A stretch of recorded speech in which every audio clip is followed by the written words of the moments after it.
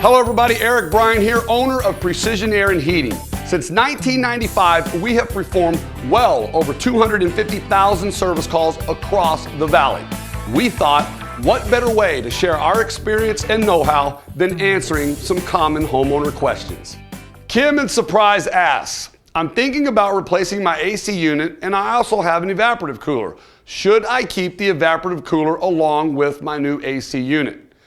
Well, Kim, that's really an interesting question, and you probably get a lot of different opinions on that.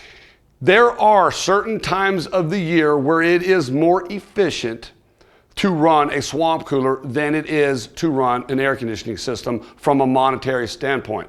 However, the caveat to that is this.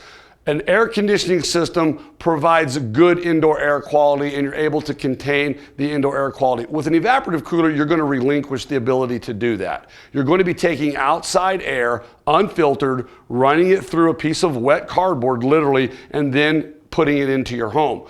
So if the fact that you can provide better efficiencies for yourself a couple months out of the year is as important enough to you to sacrifice your indoor air quality, then I would tell you absolutely. There are some very good evaporative coolers on the market, but that's something to be very, very particularly aware of when you do that. Thank you for sharing your questions. I hope this helps shed some light on keeping your home operating properly and as efficiently as possible.